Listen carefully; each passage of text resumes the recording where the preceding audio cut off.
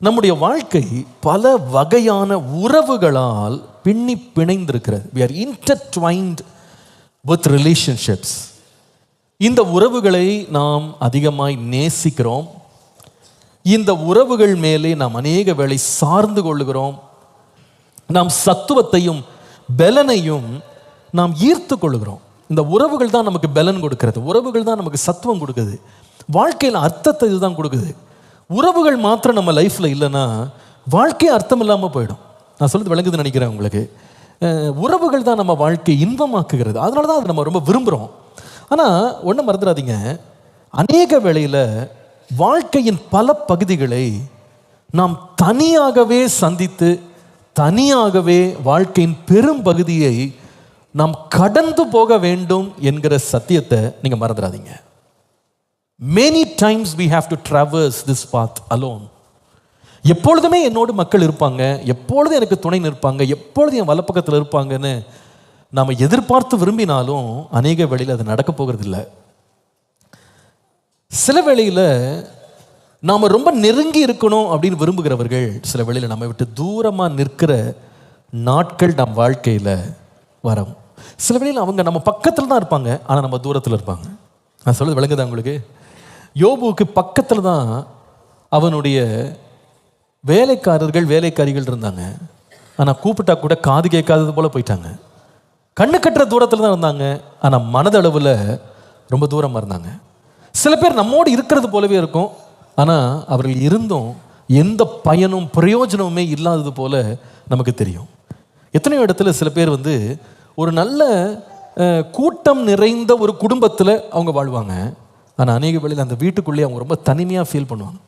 நான் நிறைய பேரோட தான் எழுத்தின் பிரகாரம் நான் வாழ்கிறேன் பாஸ்டர், ஆனால் in reality I feel so alone. Everybody seems so distant from me. என்னை விட்டு ரொம்ப தூரமாக இருக்கிற மாதிரி நான் ஃபீல் பண்ணுறேன். சில வேளையில் ஒரு குடும்பம் கூட இங்கே வந்திருக்கலாம் இன்றைக்கி. பாஸ்டர், நாங்கள் ஒரு பெரிய குடும்பத்துலேருந்து வந்தோம், ஆனால் என்னமோ தெரியல, எங்கள் குடும்பம் மாத்திரம் ரொம்ப தனிமையாக ஃபீல் பண்ணுறோம். எல்லாரும் எங்களை விட்டு ஒதுங்கி நிற்கிறது போல நாங்கள் உணர்கிறோம். வாழ்க்கையில் இது நடப்பது தவிர்க்க முடியாத சில சந்தர்ப்பங்கள் வாழ்க்கையிலே கடந்து வரும். சில வேளையில் பாருங்கள், ஜனங்கள் தூரமாக நிற்கிறது மாத்திரம், not only people stay far away from us, sometimes people even forget us along the way. நம்மோடு பயணித்து வந்த நிறைய பேர் நம்மை மறந்து போகிறவர்களாக கூட சில வேளையில் காணப்படுவாங்க. சில வேளையில் ஒவ்வொருத்தரும் அவங்கவுங்க வாழ்க்கையோட ரொம்ப பிஸியாக அவங்கவுங்க வாழ்க்கையை நடத்திட்டு இருப்பாங்க. நாம் போகிற பாதையின் நிலையை நினைப்பதற்கோ கண்டுகொள்வதற்கோ அதை ஞாபகம் வைப்பதற்கோ நிறைய பேருக்கு நேரமே இருக்காது. சில பேர் நாம் செய்த நன்மைகளை கூட மறந்து அதோடு நம்மையும் மறந்தவர்களாக அவங்க காணப்படுவாங்க. சில பேர் நம்மோட பெரிய வாக்குத்தத்தங்கள்லாம் பண்ணி நான் உன்னோடே இருப்பேன், உன்னை மறக்க மாட்டேன், உன்னை கைவிட மாட்டேன்லாம் சொன்னவங்க நிறைய வேளையில் நம்மை விட்டு என்ன பண்ணுவாங்க? தூரமாக விலகி நிற்பாங்க. நம்மை மறந்தவர்களாக இருப்பாங்க, கைவிட்டவர்களாக இருப்பாங்க. Sometimes we can see people far away from us, நம்மை விட்டு தூரமாக இருப்பாங்க. Sometimes they may forget us, நம்மை மறந்து விடுவாங்க. Sometimes people can even forsake us. மூன்றாவது சில கைவிடக்கூட செய்வாங்க. நம்பினவர்களால் கைவிடப்பட்டவர்கள் ஏராளம். இந்த தாவீதினுடைய நிலைமை இதுதான். இந்த பகுதியில் நம்ம வாசித்தது எதுவும் சொல்லுது, அவனுடைய சத்துருக்கள் சுற்றி நின்று அவனை பார்த்து உன் தேவன் எங்கே, உன் தேவன் எங்கே என்று நாள்தோறும் அவனை கேட்டுகிட்டே இருக்கிறாங்க. அவன் சொல்லுகிறான், இதை கேட்டு கேட்டு கண்ணீரே என்னுடைய உணவாக மாறிடுச்சு என்று சொல்லுகிறான். ஆனால் அந்த விதமான ஒரு நிந்தை, ஒரு அவமானம், ஒரு வேதனை, கஷ்டத்தை அவன் கடந்து போகும்போது அவனோடு நிற்கிறதுக்கு யாருமே இல்லாமல் போனது தான் ரொம்ப வேதனை. பாருங்க, வாழ்க்கையில் கஷ்டமே இல்லை அப்படின்றது நிஜம் கிடையாது. வாழ்க்கையில் கஷ்டங்கள் இருக்குது. ஆனால் நம்ம எப்பொழுது இல்லாத விதத்தில் கஷ்டம் வரும்போது, நிந்தை வரும்போது, அவமானம் வரும்போது, துன்பம் வரும்போது, தொல்லை வரும்போது யாராவது நம்ம கூட இருந்துட்டாங்கன்னா நமக்கு ஓரளவுக்கு நம்ம என்ன பண்ணலாம், சமாளிச்சுட்டு போயிடலாம். ஆனால் இந்த பகுதியை நீங்கள் படிச்சிங்கன்னா, இந்த சத்துருக்கள் நிந்திக்கிற நேரத்தில் அவன் கூட யாருமே இல்லை. அதில் ரொம்ப வேதனை என்னன்னு கேட்டால், யார் கூட அவன் கூட நிற்கலை அப்படின்றது தான் ரொம்ப ஆச்சரியமாக இருக்குது. அவன் சொல்லுகிற வார்த்தையை பாருங்கள், 4ஆம் வசனத்தில், முன்னே நான் பண்டிகையை ஆசரிக்கிற ஜனங்களோடே கூட நடந்து கூட்டத்தின் கழிப்பும் துதியுமான சத்தத்தோட தேவாலயத்துக்கு, இவர் தேவாலயத்துக்கு தனியாக போயிட்டு வர்றவர் கிடையாது. அவர் சொல்றார், நான் கூட்டத்தோட போனேன், நான் களிப்போடு சந்தோஷத்தோடு கர்த்தருடைய ஆலயத்துக்கு போனேன். ஆனால் என்ன பிரச்சனைன்னு கேட்டால், அந்த ஆலயத்துக்கு கூட போனவங்க கூட அவனோட இப்போ இல்லை. அவன் சொல்லுகிறான், இந்த துக்கத்தின் நடுவில் என் சொந்தங்கள் இல்லாம போயிட்டாங்க, நண்பர்கள் இல்லாம போயிட்டாங்க, என்னோட ஆலயத்துக்கு வந்தவங்க கூட இல்லாம போயிட்டாங்க. நான் தனியா நிக்கிறேன். இப்போ நான் சொல்றேன், அதெல்லாம் நினைச்சு நினைச்சு இப்ப நான் ஏங்குறேன். இப்ப என் இருதயம் எனக்குள்ள வேதனைப்படுது. அவர் சொல்லுகிறார், இவைகளை நான் நினைக்கும் போது என் உள்ளம் எனக்குள்ளே உருகுகிறதுன்னு சொல்றாரு. என்னால தாங்கவே முடியல அப்படின்றாரு. அதை நினைக்கும் போது என்னால தாங்கவே முடியல. இத்தனை வருஷம் என் கூட நடந்தவங்க, என் கூட பழகினவங்க,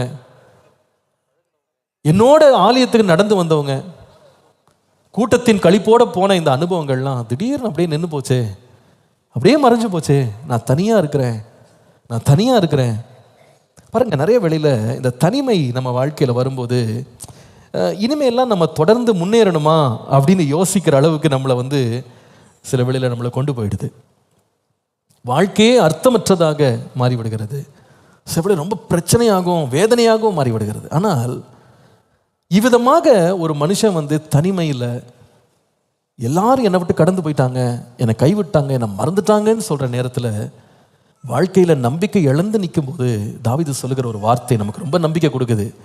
அவர் என்ன சொல்லுகிறான் பாருங்க, 5ஆம் வசனம். என் ஆத்துமாவே நீ ஏன் கலங்குகிறாய், ஏன் எனக்குள் தியங்குகிறாய், தேவனை நோக்கி காத்திரு, அவருடைய சமூகத்து ரட்சிப்பின் நிமித்தம் நான் இன்னும் அவரை துதிப்பேன். அவருடைய சமூகத்தின் ரட்சிப்பின் நிமித்தம் நான் அவரை துதிப்பேன். அப்படின்னா அர்த்தம் என்னன்னா, யார் என்னை விட்டு தூரமா போனாலும் பரவாயில்ல, யார் மறந்தாலும் பரவாயில்ல, யார் கைவிட்டாலும் பரவாயில்ல, எனக்கு இன்னும் ஒரே ஒரு நம்பிக்கை இருக்கு. என் தேவனுடைய சமூகம் மாத்திரம் என்னை விட்டு விலகவே விலகாது. என் தேவன் மாத்திரம் என்னை விட்டு விலகவே மாட்டார். நான் தனியா இருக்கிற நேரத்தில் கூட உண்மையில பார்த்த நான் தனியா இல்லை. ஏனென்றால் உலகத்தின் முடிவு பரியந்தம் சகல நாட்களிலும் என்னோடு இருக்கிற ஒரு தேவன் என்னோடு கூடவே வருகிறார், என்னோடு கூடவே வருகிறார். ஹல்லேலூயா. அவர் ஒரு நாள் என்னை கைவிட மாட்டார், ஒரு நாள் என்னை விட்டு விலகவே மாட்டார். என்னை கரம் பிடித்தவர் கடைசி வரைக்கும் என்னை சுமந்து வருவார், கடைசி வரைக்கும் என்னை காத்து வருவார். அதனால தான் இயேசு தம்முடைய சீஷர்களுக்கு வாக்கு பண்ணார், நான் உங்களை திக்கற்றவர்களாக விடவே மாட்டேன். I will not leave you as orphans. உங்களை நான் அனாதைகளாக விட மாட்டேன், உங்களிடத்தில் வருவேன். இன்றைய காலையில் ஒருவேளை நான் தனியா இருக்கிறேன், எனக்கு ஒரு ஃப்ரெண்டு கூட இல்லை, எனக்கு ஒரு ஃபேமிலி மெம்பர் கூட இல்லை, என்னை விசாரிக்கிறதுக்கு ஒரு பிலீவர் கூட இல்லை. ஆலயத்துக்கு போறவங்களோட நான் போன கூட்டத்தெல்லாம் நினைச்சு இப்போ நான் ஏங்குறேன். ஆனால் நிந்தையின் நடுவில், போராட்டத்தின் நடுவில், பாடுகளின் நடுவில் என்னோட நடந்து வர்றதுக்கு யாருமே இல்லைன்னு சொல்றீங்களா? பயப்படாதீங்க. எல்லாவற்றையும் எல்லாவற்றாலும் நிரப்புகிற ஒரு தேவன் இன்றைக்கும் நம்மோடு வருகிறார். எல்லாரும் என்னை விட்டு போயிட்டாலும் அவர் சமூகத்தை ரட்சிப்பின் நிமித்தம் இன்னும் நான் கர்த்தரை துதிப்பேன். இந்த வாரம் முழுவதும் இந்த வார்த்தைகள் என்னை ரொம்ப ரொம்ப ஆறுதல் படுத்தின, தைரியப்படுத்தினது. நம்பின, நேசித்த, எதிர்பார்த்த யாருமே நம்மோட வராவிட்டாலும் கர்த்தர் மாத்திரம் நம்மளை விட்டு விலகாமல் நம்மோடு கூடவே வருவார். ஹல்லேலூயா.